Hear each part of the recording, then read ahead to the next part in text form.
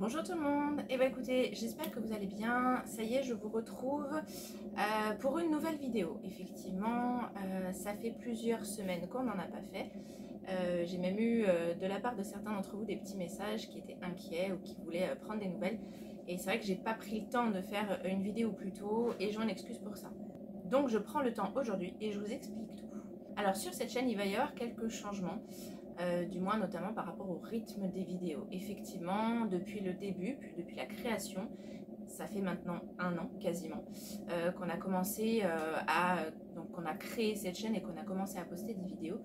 On a choisi un rythme d'une vidéo par semaine, avec quelques petites exceptions par-ci par-là, où effectivement j'ai eu quelques petits trous, mais en principe, la plupart du temps, je me tenais à un rythme d'une vidéo par semaine.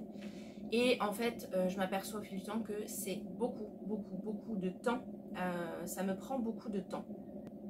Et c'est pas toujours évident à respecter ce timing. D'autant plus que quand on a créé la chaîne, on avait plusieurs mois de travaux à vous montrer en avance. Aujourd'hui, avec les différents épisodes qui se sont passés, notamment notre pause d'1 mois et demi en décembre, on a petit à petit rattrapé un petit peu cette avance. Et aujourd'hui, on se retrouve à devoir faire des vidéos, je dirais, au jour le jour. Ce qu'on est en train de faire, et limite, il faudrait que je vous publie le lendemain parce que je n'ai plus d'avance. Et au niveau organisation, pour moi, c'est vraiment pas possible. Du coup, c'est l'une des premières raisons qui fait que je vais ralentir un peu ce rythme-là et vous proposer des vidéos, mais moins souvent. 2 par mois ou 1 toutes les 3 semaines, je ne sais pas encore. Ensuite, autre raison, alors ces derniers temps, ça a été un peu le gros bazar encore dans notre vie. À croire qu'il faut vraiment avoir les reins bien accrochés pour pouvoir continuer dans cette aventure. Je sais que tout n'est pas tout beau tout rose tout le temps, mais croyez-moi, des fois, les bâtons qu'on nous met, c'est compliqué. Donc, pour la petite histoire, début mai, on est redescendu dans notre région, donc en Isère, parce qu'on avait le contrôle de l'inspection d'académie de Mathia et Raphaël. Donc, pour resituer un petit peu, pour vous donner un petit peu les grandes lignes de ce qui se passe, donc nous, ça fait 4 ans maintenant qu'on est en instruction famille, en instruction à l'école à la maison pour nos enfants, et on compte bien continuer, ça c'est clair. Et pour pouvoir continuer cette instruction famille, il y a différentes règles à respecter, notamment le contrôle annuel de l'inspection de l'académie. Donc c'est un contrôle qu'on a tous les ans pour chacun de nos enfants, qui vise avant tout à vérifier qu'il y a bien une instruction qui est donnée aux enfants et qu'il y a progression des connaissances par rapport à l'année dernière, à l'année précédente. Ça, c'est le texte de loi, c'est nos droits. À savoir qu'en IEF, en instruction famille, on n'est pas tenu de suivre les programmes scolaires, on a juste l'obligation d'amener l'enfant progressivement à la connaissance, enfin à l'acquisition du socle commun de compétences et de connaissances à 16 ans. Par rapport à ça, on est libre de choisir la démarche pédagogique et l'instruction qu'on souhaite donner à nos enfants. Ça, c'est dans les textes aussi, mais dans les faits réels, il y a quand même plus de difficultés à faire croire, il y a quand même plus de difficultés à faire comprendre aux gens que même si on ne fait pas du scolaire pur et dur, on arrive quand même à atteindre ce socle. Jusqu'à présent, nos contrôles se sont toujours très bien passés. On a toujours eu des contrôles satisfaisants.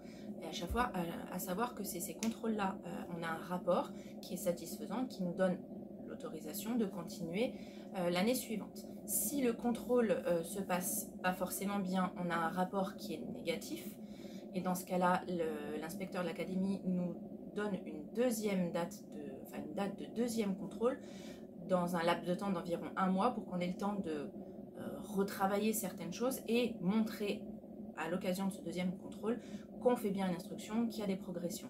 Si le deuxième contrôle est positif, c'est ok, tout va bien. Si le deuxième contrôle est négatif, on a une injonction de scolarisation, c'est-à-dire qu'on doit réinscrire les enfants à l'école sous 8 jours pour l'année en cours, non sous 15 jours, pardon, pour l'année en cours et l'année suivante. Ça aussi, c'est dans les textes de loi. Donc, je reprends ma petite histoire. Début mai, on est redescendu parce que on est rattaché, nous, à l'Académie de Grenoble, du fait qu'on a notre adresse administrative en Isère.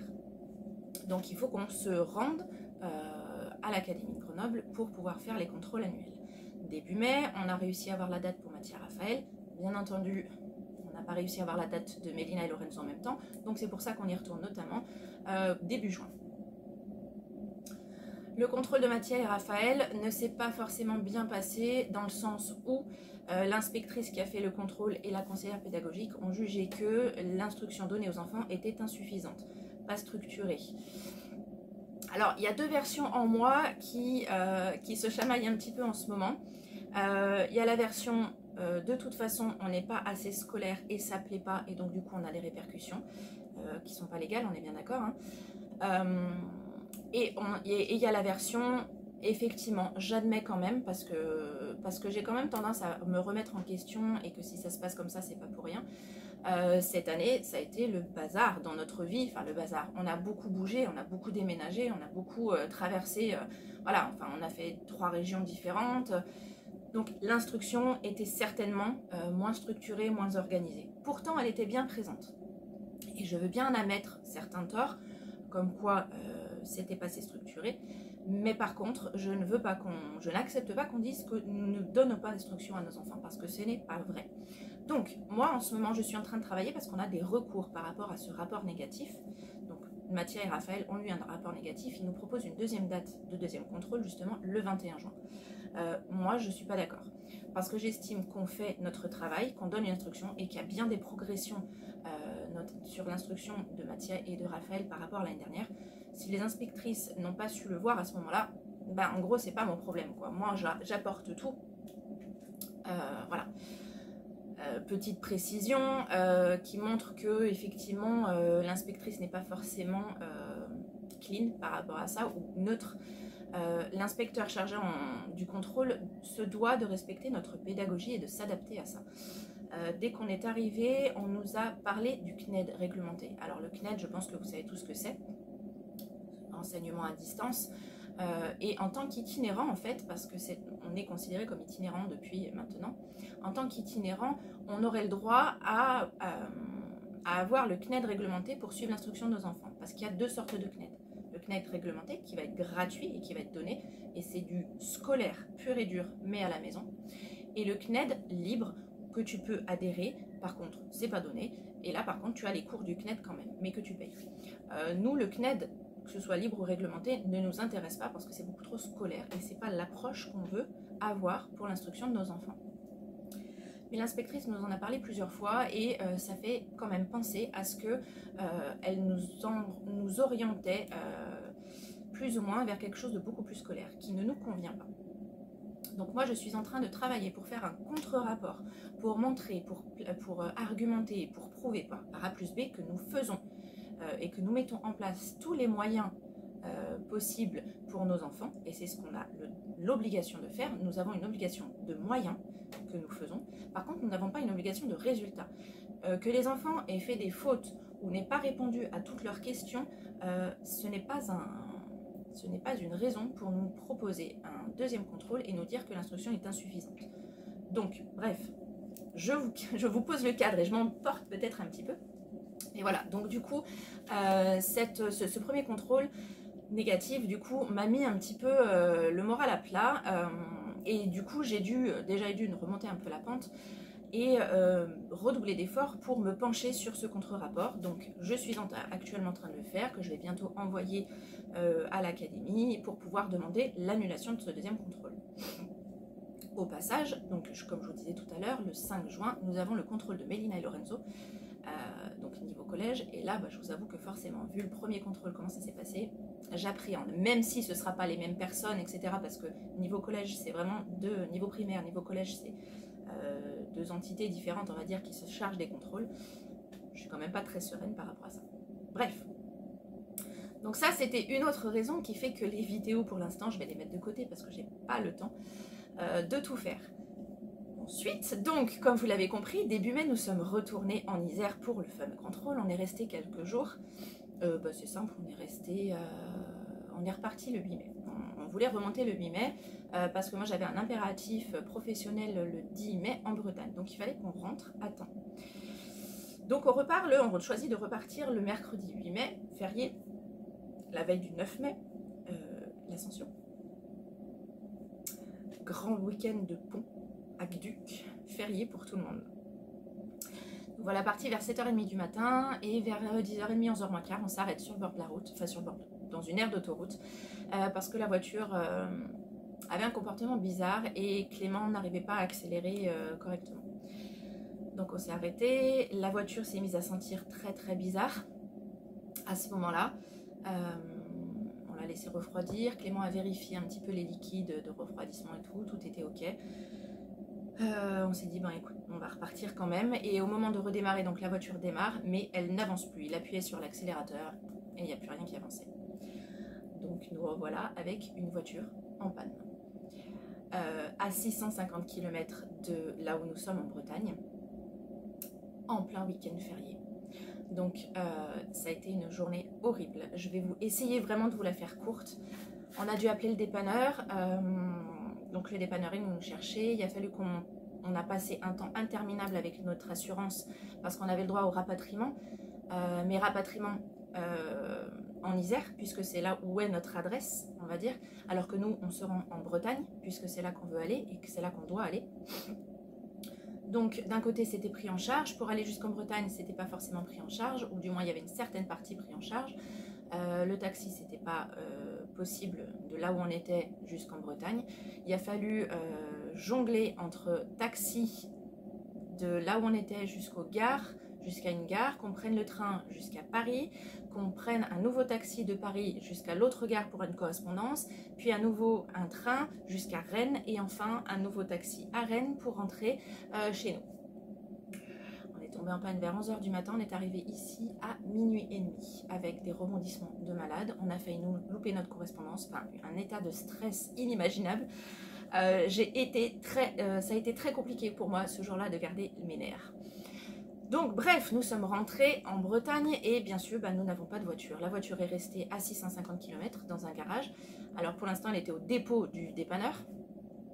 Impossible d'avoir qui que ce soit pendant les jours du pont, donc on a pu s'en occuper que le lundi suivant. Il a fallu donc que bien sûr le garage du remorqueur ne fait pas les réparations sur les Honda. Donc il nous a envoyé la voiture dans un autre garage.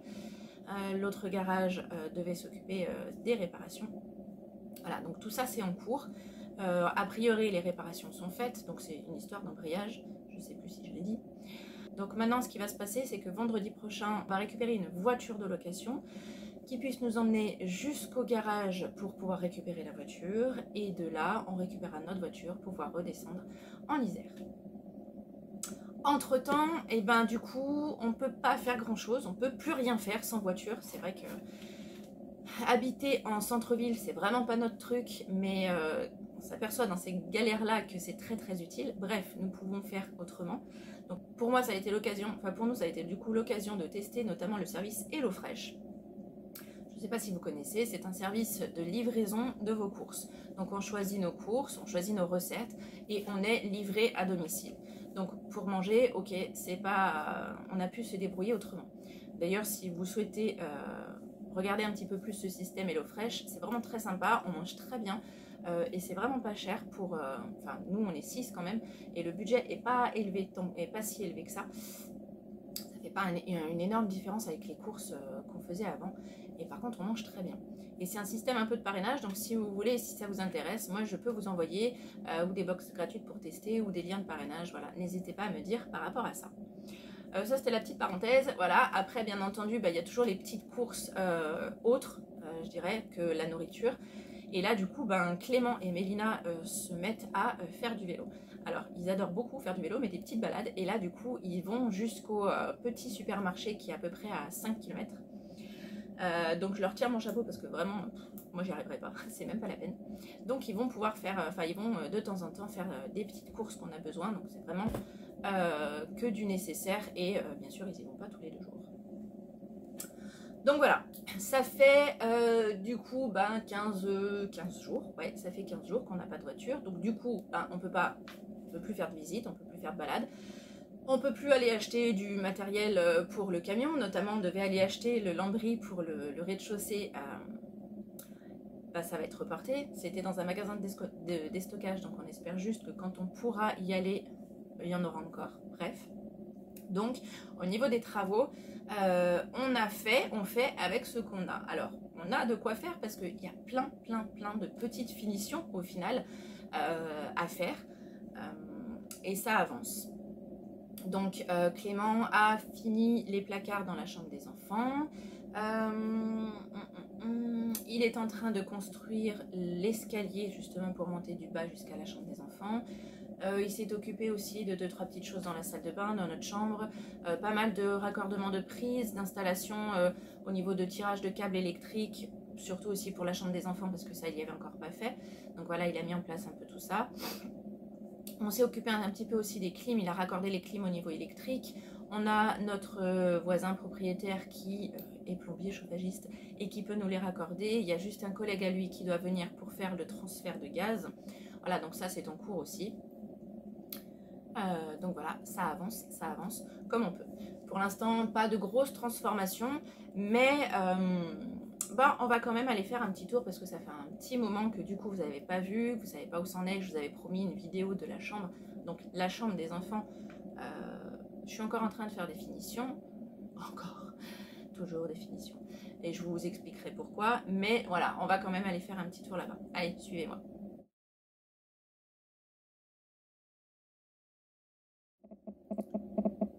Ok, on y est. Alors, je suis vraiment au bord du début de la chambre. Hop, et même en grand angle, j'ai du mal à tout vous montrer parce que l'espace est restreint. Mais voilà, la chambre, on va faire un petit peu tout le tour avec vous. Donc, on monte, on arrive sur le palier. Et on a la chambre de Mélina à gauche et la chambre de Lorenzo en face. Voilà, donc la chambre, vous aviez vu un petit peu quand même comment ça s'empilait. Alors, les chambres, en fait, voilà, celle de Mélina, donc avec sa tapisserie. On a fini les petits placards, les petites cachettes surprises. On a également la possibilité, on a eu la possibilité de lui faire un placard tout au fond. Hop, voilà, avec des petites étagères. Alors, c'est pas là qu'elle va ranger grand chose, mais voilà, c'est toujours ça de plus. On a pu installer, hop, je vous montre ça là-haut. Voilà. Des rubans LED. En fait, chacun a choisi un ruban LED qu'on a mis tout le tour. Donc, ça leur servira d'éclairage principal.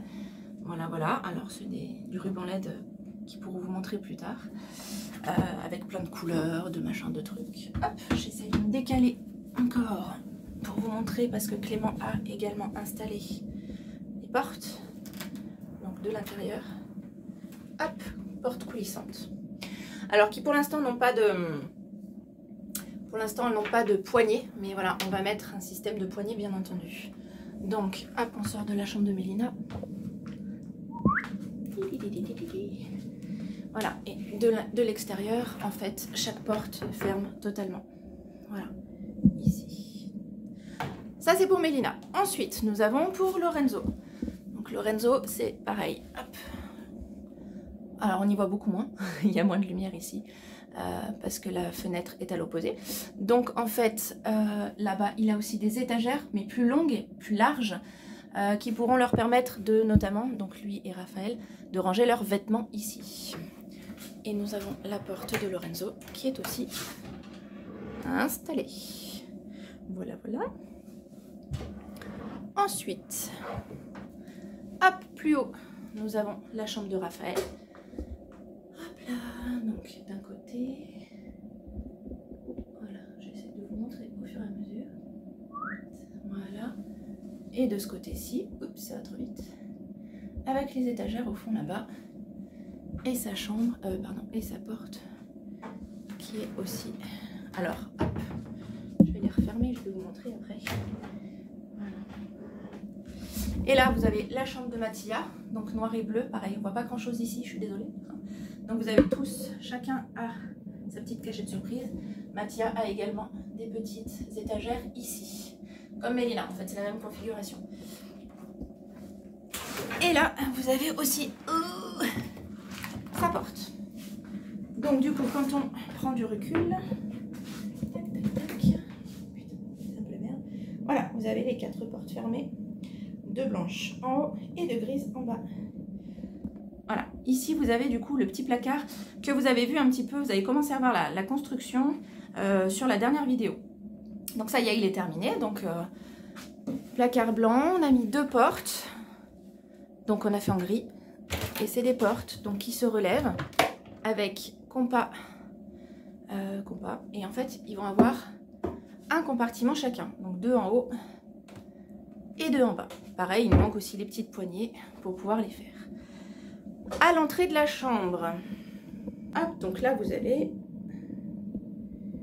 les escaliers et vous avez ici une grande colonne.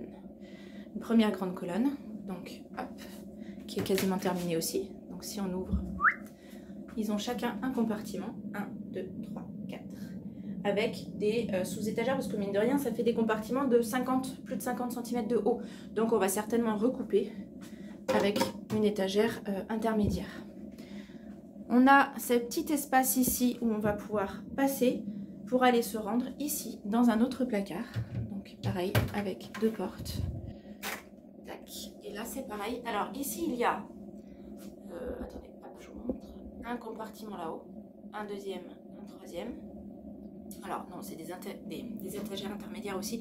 En fait, ils ont également un compartiment, 2 compartiments, et ensuite on a le troisième ici, avec donc 2 étagères intermédiaires. Donc pour Mélina, Lorenzo et Mattia, pardon. Et Raphaël, lui, il aura un système un peu différent. C'est un système de 2 bacs sur roulette. Donc, hop, en cours d'être terminé, quoi. Hein, voilà. J'arrive pas à vous le sortir. Alors, si. Voilà. En fait, je vais y arriver. Oh, voilà, punaise. Ce sont des petits bacs à roulettes. Alors, qui vont être fermés par porte et tiroir, certainement. En fait, c'est à roulettes et il y en a 2 pour que en fait, Mélina et Lorenzo puissent monter dessus et atteindre leurs étagères qui sont tout là-haut à 2,30 m quand même. Enfin, 2 mètres. Donc, on a fait ce système de bac à roulettes pour que, voilà, on puisse le tirer, monter dessus et même le passer ici, en fait, passer par là pour aller au placard de là-haut. Parce que c'est pareil, là-haut, c'est haut. Donc, voilà. Donc, du coup... Tac, 2 petits caissons comme ça sur roulette, voilà, qui sont, on va juste terminer, il faut les rétrécir un petit peu parce qu'ils ont du mal à passer là, ça frotte un petit peu trop. Donc voilà, le luminaire que vous avez vu là-haut va être changé parce que du coup, les enfants l'avaient choisi mais ça peut pas convenir du tout, il est beaucoup trop grand avec notamment le placard qu'on a là, donc c'est pas possible. Et alors du coup, ma petite péripétie avec... les petites péripéties avec ma tapisserie que je vais devoir toutes refaire. Je vous explique pourquoi. En fait, je ne sais pas si vous vous rappelez, mais je vous avais dit que je voulais vernir ces tapisseries pour pouvoir les protéger. Donc j'avais commencé à faire avec la petite colle, une colle qu'on avait, Cléopâtre. Ensuite, on essayait de chercher un vernis spécial tapisserie. On n'a pas réussi à trouver, ou c'est très compliqué à trouver, ou c'est très cher. Du coup, moi, je me suis réorientée sur l'entreprise Cléopâtre qui fait beaucoup de colle, de choses comme ça, et notamment des vernicoles qu'on utilise pour tout ce qui est loisirs créatifs. Donc, je me suis dit, ça, on peut même en faire on peut même utiliser ce vernicole pour faire du découpage, notamment avec les serviettes en papier et tout. Donc, je vois pas pourquoi sur du papier comme ça, ça pourrait pas marcher. Donc, on a commandé ce vernicole, on a fait un petit test. Ça vernissait pas mal et du coup j'ai dit allez c'est parti, je passe une première couche. Donc j'ai verni toute la chambre des enfants, notamment les tapisseries intérieures, donc de Mattia, Raphaël et Mélina. Alors pour celle de Lorenzo il n'y a pas besoin parce qu'en plus elle a un petit peu des reliefs et c'est compliqué et elle n'a pas besoin d'être vernie. Par contre pour les 3 autres je me suis dit je vais passer un coup, ça sera toujours plus facilement lavable, lessivable. Sauf que, je ne sais pas, le vernis ne sèche pas ou ce n'est pas suffisamment, ou c'est pas adapté du tout. Ce qui fait que les tapisseries se sont mises à coller en fait. Enfin, ça colle. Vous entendez? Voilà.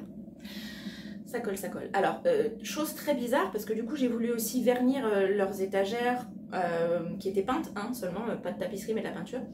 Donc aucun problème pour les planches peintes avec la peinture. Le vernis a fait son effet nickel, il sèche très rapidement. Ça passe une petite couche donc de vernis protecteur qui fait que ça rend lessivable. Et celle de Lorenzo n'était pas du tout lessivable, donc du coup ça a permis ça. La tapisserie de Mélina, je ne sais pas si vous vous rappelez non plus, c'était la plus merdique, celle qui m'avait le plus embêtée pour la poser parce qu'elle était beaucoup plus fragile, etc. A super bien séché, donc elle n'a aucun problème non plus. Le vernis a très bien fonctionné au niveau de la protection. Par contre, toutes celles extérieures, celle de Mathia et celle de Raphaël, bah non, ça colle. Et ça fait, et bah du coup, depuis début mai, juste avant notre premier départ, que j'ai passé la première couche. En une semaine, quand on est revenu, ça collait, ça n'avait pas forcément, ça n'avait pas séché. J'ai quand même passé une deuxième couche, mais en fait ça fait rien. Là maintenant ça fait quasiment 3 semaines et ça colle toujours. Donc on ne peut pas rester avec une tapisserie qui colle parce que c'est encore pire. Et du coup ça fait des effets de... Enfin il y a plein de cochonneries qui se mettent dessus. Notamment sur les seuils de porte en fait, où les enfants vont passer. Vous voyez, il y a déjà plein de petites taches, de petits trucs comme ça. Ici sur celle de Raphaël, bon, forcément là on allait protéger, mais en fait elle s'est décollée puis elle est toute dégueulasse. Donc on peut pas rester avec une tapisserie comme ça, ce qui fait que j'ai décidé de refaire. Alors les tapisseries de Mathia et Raphaël, donc j'ai déjà refait la tapisserie de Mathia dans sa chambre, notamment sur sa porte parce que lui porte intérieure, il avait voulu de la tapisserie, donc celle-là ça a été refait, j'ai fait aussi sur les deux côtés. Il me reste à faire celle de Raphaël côté fenêtre.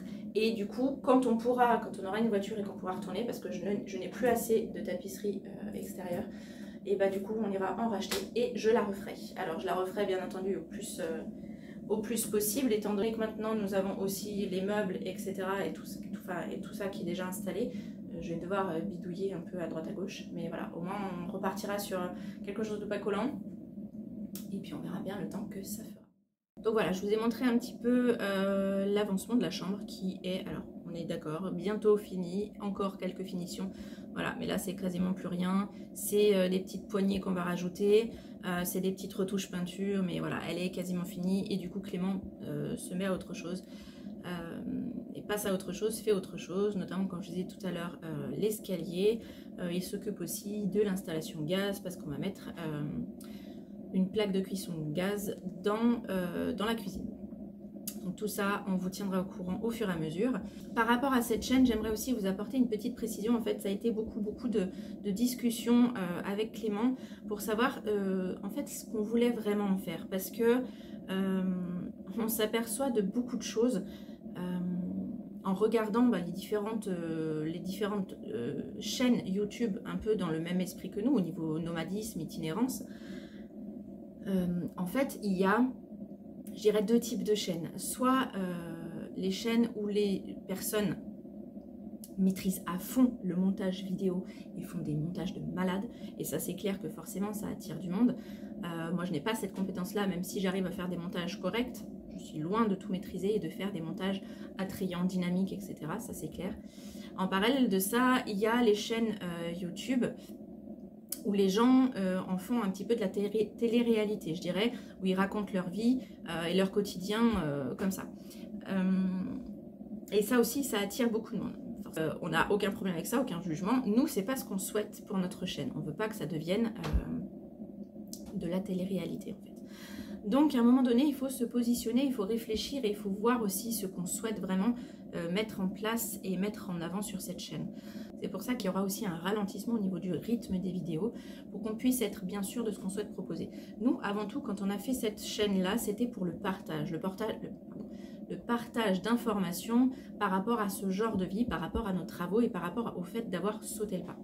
Donc en fait, on va garder cette ligne de mire là et plutôt que de faire que des vidéos travaux, parce que mine de rien, ça fait 1 an que ça dure.